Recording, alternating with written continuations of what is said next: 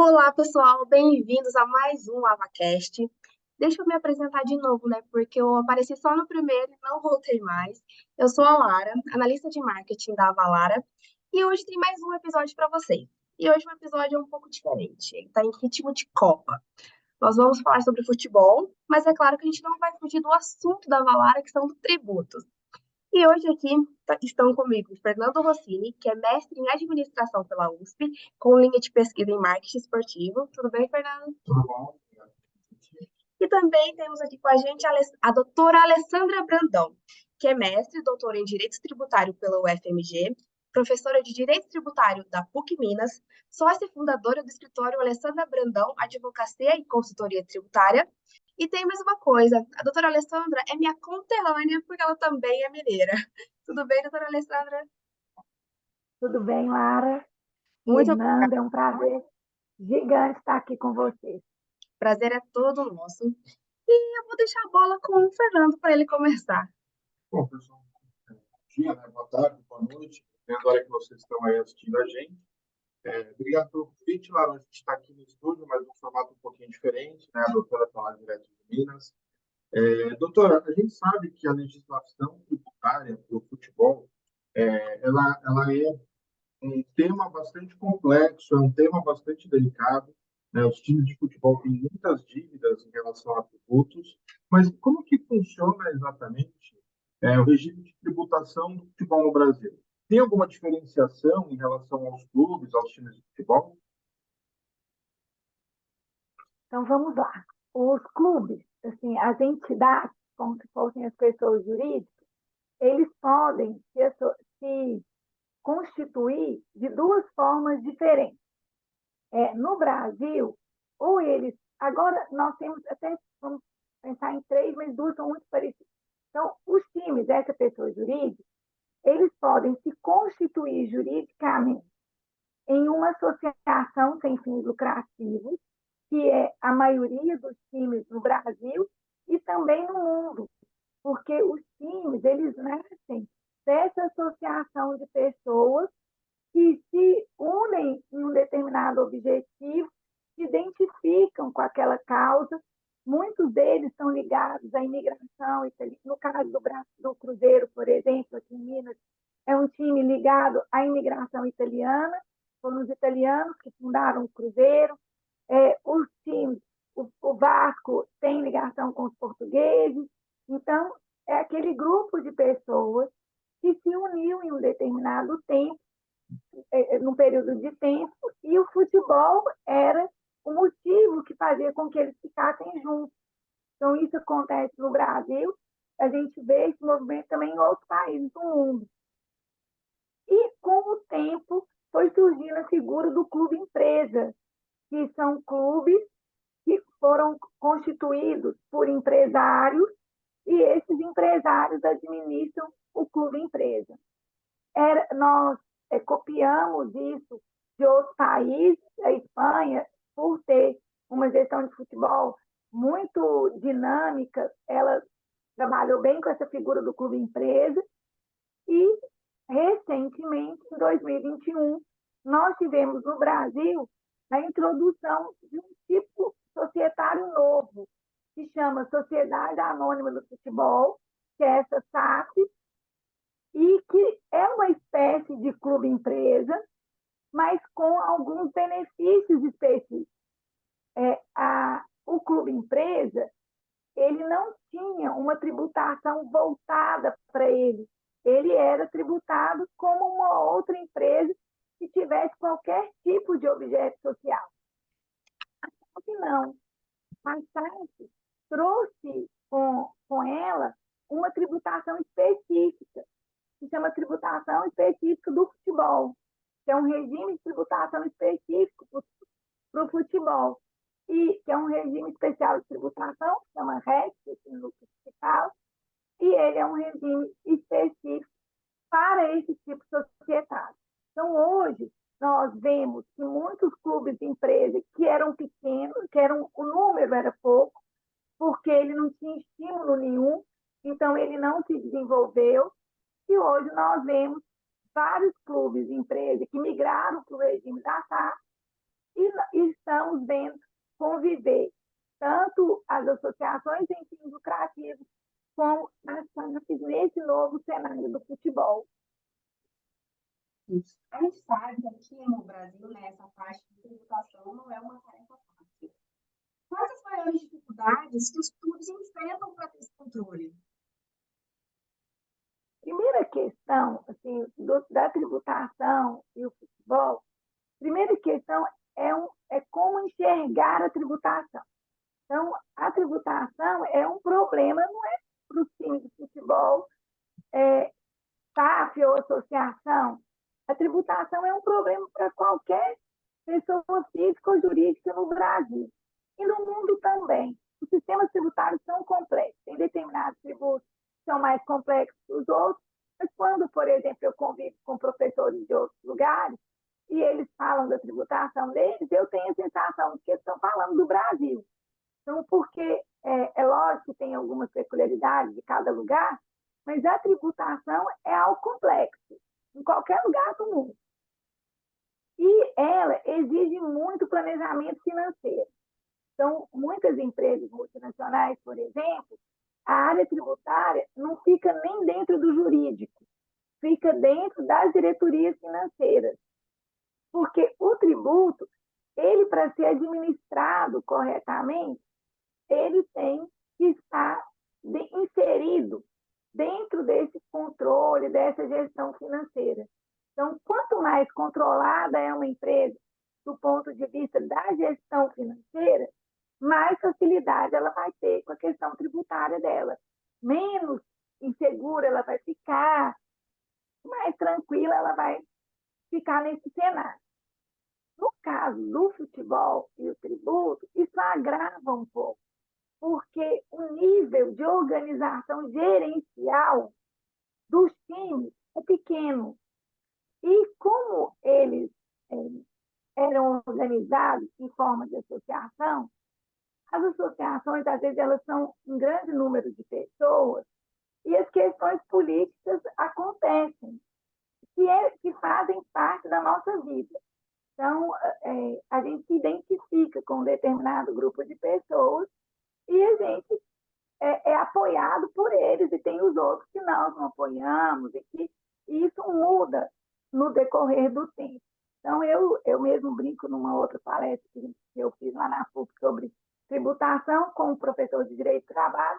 Eu brinquei, eu sou do grupo político daqui da PUC, do professor dele, que é o professor que é do Direito do Trabalho. Então, nessas associações, com grande número de pessoas, com essa gestão que precisava se organizar em grupos que se sobressaem para que eles possam gerir a associação em determinado momento, é natural que venham esses grupos políticos. E na associação, como ela não tem fins lucrativos, ela é do interesse de todos, o interesse deles no futebol é que o time ganhe.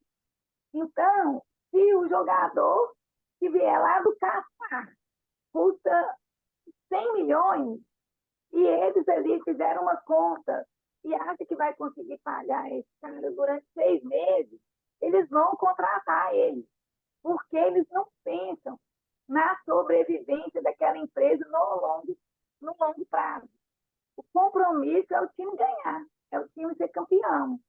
Então, eu, quando olho, assim, observo, não só no Cruzeiro, em outros times, eu vejo que é essa questão que faz com que as associações sejam vistas como, como algo que não seria tão positivo, porque ela descontrola financeiramente. Mas não é que ela descontrola, é algo que faz parte da essência dela. E nós temos história no Brasil e em outros países que tanto o clube empresa se desorganizou, quanto a associação foi muito bem administrada. É um regime que ficou muito bem administrado. Então, a questão é a tônica da gestão naquele momento. Quando entra a SAF, quando entra o clube empresa, eles têm um objetivo, que é lucro. Então, a questão do time ser campeão ou não ser campeão, isso é uma questão que fica em segundo plano. Então, com isso, eles conseguem montar um time condizente com o orçamento que eles têm, de acordo com as características do número dos jogadores que eles podem contratar, e aí eles aspiram posições condizentes com o orçamento que eles têm. Então, isso fica mais organizado. Do ponto de vista da gestão, o tributo vem de rebote nessa história. Então, a expectativa da FUNES e das que eu vejo é nesse sentido, de que você tenha um orçamento próprio da sua condição financeira e que você monte seu time e aspire posições de acordo com o que o seu dinheiro pode fazer. Doutora, a senhora falou da SAF, né, da Sociedade Anônima do Futebol, e a gente sabe que por essa questão, né, que a senhora falou da falta de gestão mesmo dos clubes, do pensamento a curto prazo, alguns dos clubes acumularam dívidas na casa de R$ 1 bilhão, ou até mais. Grande parte dessa dívida tributária. Inclusive, os clubes já passaram recentemente por um refis, né, o governo permitiu o parcelamento dessa dívida, enfim. E aí, com a SAF, a gente está vendo aí grandes aportes, né, o Ronaldo no Cruzeiro, o Grupo 777 no Vasco, o Grupo City no Bahia. De que forma que a SAF, né, mudou na prática, que permite hoje que essas empresas enfrentem esse desafio e assumam esses clubes com essas dívidas gigantescas? Existe algum tipo de benefício fiscal? Existe algum tipo de diferenciação tributária agora com esse novo regime? Então, tudo por partes, né? Com relação às dívidas do passado, os times acumularam disso que, no fundo, há uma ideia de que associações sem fins lucrativos não pagavam imposto. E eles não tinham uma assessoria tributária, contábil, que desse para eles uma visão diferente. Porque, de fato, as associações não pagam imposto, mas elas pagam o imposto que ela tem que reter do empregado, no caso, o jogador, que tem salários muito assim, vultuosos, eles têm que fazer reter, porque o jogador é um empregado. Então, ele tem retenção na fonte do imposto de renda, ele tem retenção de INSS, a associação tem que pagar uma contribuição que as empresas pagam sobre a folha de salários. Então, eles não têm que pagar imposto de renda, FIS, COFINS, contribuição social sobre o lucro, que são tributos da atividade econômica, mas eles têm que pagar tributos com relação a essas retenções que eles têm que fazer sobre o salário dos jogadores e sobre o INSS. E eles também pagam quando eles mandam dinheiro para o exterior, quando eles compram os jogadores. Essa também são incidências altas que os clubes têm que pagar. Então, com o tempo, isso foi desorganizando. E de tempos em tempos, o governo dava um parcelamento especial para eles. O Profut foi um parcelamento especial, pagava-se em 210 vezes, se não me engano, que dava desconto de juros e multas. Até então, era só o time que tinha desconto de juros e multas, as outras empresas nem tinham esse tipo de desconto no parcelamento, e mesmo assim eles não conseguiam pagar. Então, recentemente, dentro do bojo de um espírito do governo federal para todas as empresas, existe a figura da transação tributária, existem várias modalidades de transação que estão disponíveis não só para os clubes, mas para toda e qualquer empresa. E nessas modalidades de transação tem desconto de juros e multas, e tem determinados setores que podem aderir a tipos diferentes de transação. Então, os clubes aderiram a essas transações, tiveram desconto das multas de juros, alguns tiveram a possibilidade de escalonar o pagamento, menos nos 3 primeiros anos, depois aumenta a parcela. Então, houve essa renegociação. quando veio a SAF, e essa é uma questão ainda que é uma pergunta que está aberta, porque quando a Lei 14.193, que é a lei que criou a SAF, foi aprovada, ela criou um regime específico de tributação para a SAF. E nesse regime de tributação específico para a SAF, nessa lei, ficou-se silente, a lei não dispõe sobre se a SAF vai assumir as dívidas tributárias das associações. Então, a lei não é expressa com relação a isso. E ela também não poderia ser, porque é jurídico demais, é uma lei ordinária e quem regula a responsabilidade tributária de quem adquire uma empresa é a lei complementar. Então, isso poderia gerar uma inconstitucionalidade no momento da aprovação da Lei 14.193. Então, foi uma atitude sábia não colocar nenhum dispositivo com relação a isso na lei, porque corria o risco da lei inteira ser julgada inconstitucional e esse avanço que se teve com a criação da SAF, que esse avanço deixasse de existir. Então, ficou esse silêncio. Então, existe essa dúvida. A associação responde ou não responde pelas dívidas da associação? A SAF responde ou não responde pelas dívidas da associação? Então, hoje nós não temos nenhuma decisão judicial nesse sentido e há uma expectativa por parte do fisco de que sim, de que ela responda. Então, durante várias reuniões que nós já fizemos, eles já se expressaram no sentido de que eles acreditam que responde e que se houvesse alguma questão que eles tivessem que pagar esse tributo, que a Procuradoria iria insistir na tese de que eles respondem. Então, essa sinalização já aconteceu, no sentido de que os juízes vão ter que dizer se sim ou não, mas que os procuradores, os advogados das fazendas públicas vão brigar para que a SAF assuma essa responsabilidade.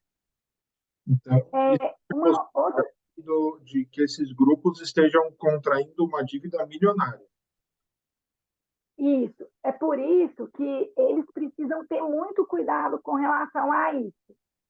É preciso fazer um diagnóstico muito preciso, específico, com relação às questões tributárias, sob pena deles comprarem dívidas, de acertarem um valor e, na hora, esse valor ser 100 vezes mais do que se era esperado. Porque o nosso sistema é complexo, tem dívidas que estão inscritas, tem dívidas que não estão inscritas em dívida ativa, tem dívidas que têm recurso, mas o recurso não caiu ainda.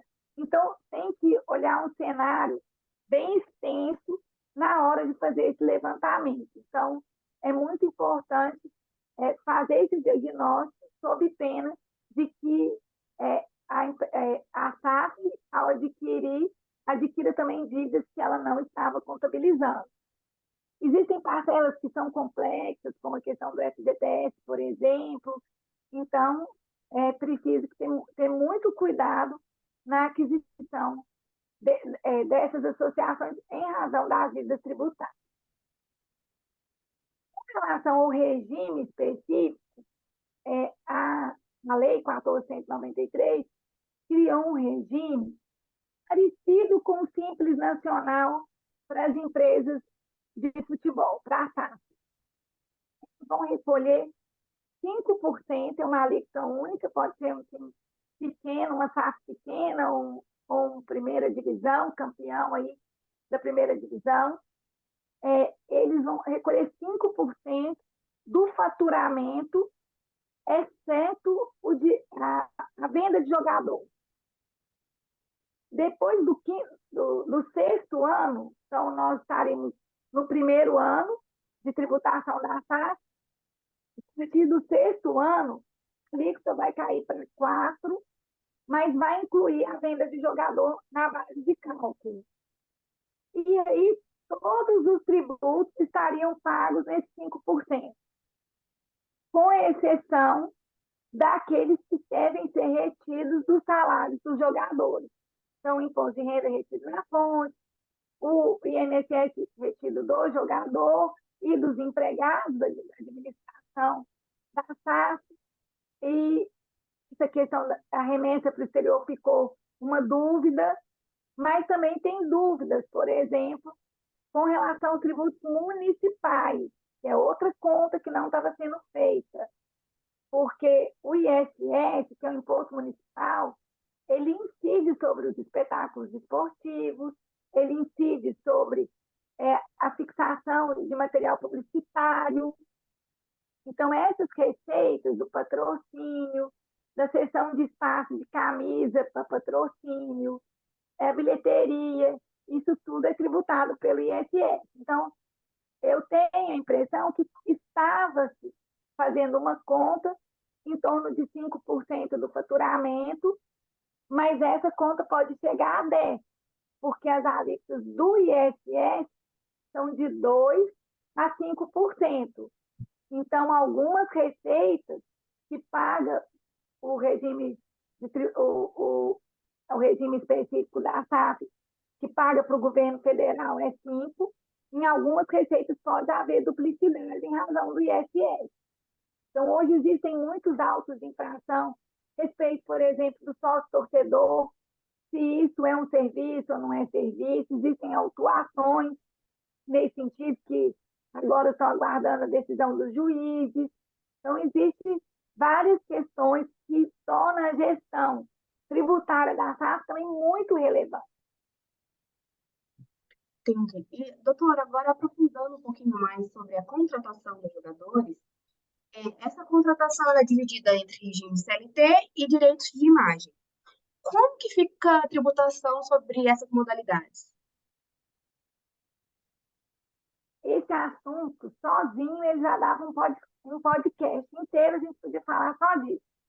Desse assunto da CLT e do direito de imagem, que é um assunto complexo. Mas a questão é o seguinte: antes de questão de direito de imagem, de CLT, de empregado, existe uma outra questão que está por trás dessa história. Então, algumas empresas que se dedicam à atividade de serviço, como os advogados, os dentistas, os médicos, então, e as empresas de uma forma geral, mas essa questão fica muito evidente nessa questão do serviço pela falta de estrutura.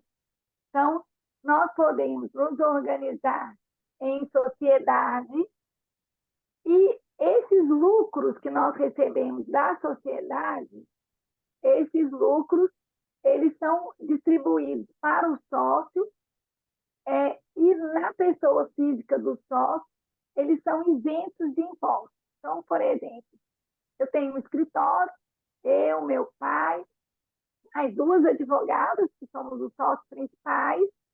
Então, o nosso escritório fatura, tem as despesas. Quando sobra o lucro, nós podemos dividir esse lucro entre nós, proporcional ou não aquilo que está no contrato social, ao número de cotas que a gente tem, e esse valor na nossa pessoa física é isento. Então, essa que é a grande questão, que é essa isenção dos dividendos. Quando são essas atividades de prestação de serviço, por que isso gera algum problema para o fisco? Porque a prestação de serviço ela não precisa de uma estrutura física. E agora com a pandemia, então, isso ficou assim, jogado na cara de quem quiser ver. Olha para vocês verem, vocês estão em São Paulo, mas vocês poderiam, eu estou em Belo Horizonte, vocês poderiam estar na China e o Fernando no Catar. E nós faríamos esse podcast da mesma forma. E eu estou na minha casa. Então, essas estruturas de serviço, elas são estruturas que não exigem essa questão física, igual uma empresa que vende mercadoria. Uma empresa que vende mercadoria, ela tem que ter lá a loja, o produto exposto, ela tem estoque, ela tem quem atende, ela tem telefone. Hoje até elas se virtualizam. Mas se a gente chegar, por exemplo, num galpão do Mercado Livre em Extrema, que é perto da Terra da Nata, lá é uma estrutura gigantesca, física, de armazenagem dessas várias lojas que eles abrigam para vender para o Estado, Minas, São Paulo e Rio. Então, por existir essa falta de estrutura física, a Receita Federal entende que essas empresas não existem, que essas empresas seriam simulações, que elas não seriam empresas reais. E o que aconteceu com os jogadores? Os jogadores, para se beneficiar dessa benefício da isenção do imposto, quando recebe o dividendo, passou a transferir o direito de imagem para a pessoa jurídica, então o que ele recebe de direito de imagem passou a ser para a pessoa jurídica, e a pessoa jurídica, então, distribuir isso para o sócio sem tributação. Então, ele tinha uma economia, assim como eu, Alessandra, tenho, assim como uma série de outras profissões também tem. Então, ele tinha essa economia. E em razão dessa falta de existência física, essas empresas não existem, elas não têm telefone, elas não têm conta de luz, ela não tem empregado. Então, em razão dessa falta de estrutura e do fato de que, paralelo a essa seção de direito de imagem, eles têm um contrato de trabalho regulamentado pela CLT, com uma lei específica, isso assim, fundamentou ainda mais essa pretensão do fisco de que isso seria uma simulação, que, na verdade, eles estariam recebendo salário com o nome de direito de imagem só e somente só para fraudar o fisco. Então, essa que é a grande questão. Existem vários autos de infração nesse sentido, várias pessoas que hoje estão na justiça em razão disso. Isso não é uma peculiaridade do jogador. Médicos enfrentam isso, artistas enfrentam também a mesma questão, por causa dessa ausência de estrutura.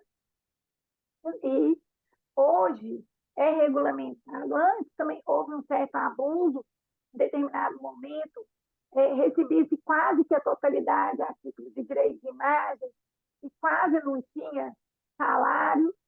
Tinha jogador que recebia 80% de direito de imagem, mas ele não era nem um pouco famoso, e só 20% de salário. Então, foram havendo esses abusos. Com a Lei Pelé, estabeleceu um limite, que 60% tem que ser salário CLT e só 40% pode ser seção de direito de imagem. Ainda assim, a Receita autua em razão dela, em alguns casos, ela entender que não existe essa estrutura. Aqueles processos, aquelas autuações que conseguiram ser vencedoras, foram aquelas que os jogadores conseguiram comprovar que as empresas elas não viviam exclusivamente disso, que elas tinham um patrimônio, que elas tinham uma gestão, às vezes elas tinham até empregados, e isso fez com que o CARF, que é o Tribunal Administrativo, que julga essas questões, achasse que ali tinha uma estrutura e, por isso, permitiu que os pagamentos fossem feitos sem tributação. Não sei se eu fui clara. Sim. A gente sabe que é um assunto, né, complexo, porque, inclusive, muitos jogadores, né, quando saíram dos clubes, eles entraram com ação pedindo, né, como se todo o valor fosse referente ao CLT, não ao direito de imagem, né? Então, a gente sabe que essa discussão aí vem de muitos anos. Doutor, ainda no futebol, mas não falando do jogo especificamente, uma coisa que cresceu muito no Brasil nos últimos anos, e principalmente agora na Copa, foi a questão das apostas esportivas, né? A gente vê hoje grandes empresas patrocinando os clubes, fazendo propaganda na TV durante os jogos. A gente viu alguns casos aí de pessoas que apostaram R$ 2.000 e tiveram mais de R$ 40.000 de lucro na aposta no jogo Arábia Saudita e Argentina, enfim. Como que funciona a tributação de uma aposta esportiva, essas de futebol? É mais ou menos que nem prêmio de loteria? Tem algum imposto que incide sobre isso? Como que funciona essa questão das apostas? Essa questão das apostas é o grande desafio do momento para o fisco. Eles, de repente, se deram conta dessas apostas, assim, isso muito divulgado. Então, é a primeira coisa, né? Outro dia eu fui fazer uma palestra na prefeitura aqui em Belo Horizonte e uma coisa que ainda fica assim, confusa é se no Brasil a gente pode apostar sim, porque tinha essa coisa do jogo de azar. Então, eu falo, mas agora pode apostar desse jeito, todo mundo sabendo e tal. Então, essa é uma coisa confusa que tem a ver com a essência do negócio. Mas o direito tributário também não preocupa com isso, se é lícito, se é ilícito. Se o pessoa ganhou o dinheiro, está valendo. Então, vamos lá. Uma parte é a da pessoa física que aposta. Então, a pessoa que é física que aposta, ela é tributada pelo imposto de renda, deveria ser retido na fonte, como acontece no prêmio de loteria, porque quando a gente recebe o prêmio de loteria, quando a Caixa ou outra entidade paga o prêmio, ela já retém o imposto de renda na fonte.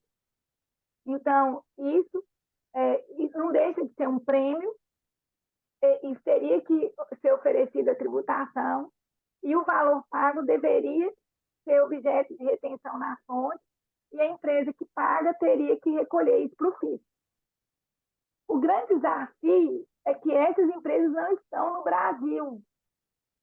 E a Receita, o governo federal ainda não se deu conta disso, como que vai fazer com a responsabilidade de quem está recebendo. Então, eu acredito que o fenômeno, o fato é muito mais rápido do que o direito. Então, daqui a uns anos, eu imagino que nós vamos ter autuações com relação a esse ganho decorrente de aposta, porque vão começar a cruzar os dados das pessoas, das contas, com a declaração do imposto de renda, e pode ser que, em alguns casos, dê uma diferença muito considerável que justifique o movimento da Receita nesse sentido. Então, essa é a questão 1. E 2, é que a empresa que faz a aposta teria que pagar ISS. Então, ela teria que recolher o ISS. Mas, igual nesse dia que eu fui na prefeitura, eles externaram essa preocupação, porque essas empresas elas não têm sede, elas não têm um estabelecimento nem virtual no Brasil. Então, pensando numa tentativa de criar um estabelecimento virtual, como existe na Europa, por exemplo, um estabelecimento virtual para que elas possam se cadastrar e, a partir dessa estrutura virtualizada, recolher os tributos para o município, ou ver como que essa tributação poderia se viabilizar. Mas então, se a empresa ela não está no Brasil e ela não se cadastrar, digamos assim, ela simplesmente não tem como ser feita. Não tem como Ela não tem como ser pega. ter essa. Isso. E a tendência é que a legislação, com o tempo, evolua para que o consumidor que está no Brasil e que o nosso governo tem mais poder e jurisdição sobre ele, que ele acaba sendo responsável. Mas, no momento, nós não temos nenhuma legislação nesse sentido. E a pessoa Eu física, acho que, no momento, ela deve, então, desculpa, declarar o imposto de renda lá que ela ganhou no site. deve. Dependendo, assim, do valor, eu acho que ela deveria, até por precaução, se não tem sido retenção, que ela recolhesse o carnê-leão, porque isso pode pode no futuro ela ser autuada, a multa é alta e com isso ela evitaria esse tipo de transtorno. Bom, pessoal, na verdade aqui, ó, nosso tempo já estourou, mas eu deixei vocês aí falando porque o papo estava bom. E eu quero agradecer você, doutora Alessandra, foi um prazer te conhecer, foi uma delícia esse papo. Quero agradecer você também, Fernando, obrigado pela presença. O Fernando sabe que eu entendo zero das regras de jogo de futebol. Agora, sobre tributo, estou entendendo um pouquinho mais. Gente, muito obrigada, tá? Espero que vocês tenham gostado de participar aqui do AvaCast. E para o pessoal de casa, eu quero falar que todos os episódios anteriores estão todos no nosso canal. É só seguir lá no YouTube, Avalara Brasil. Até o próximo episódio.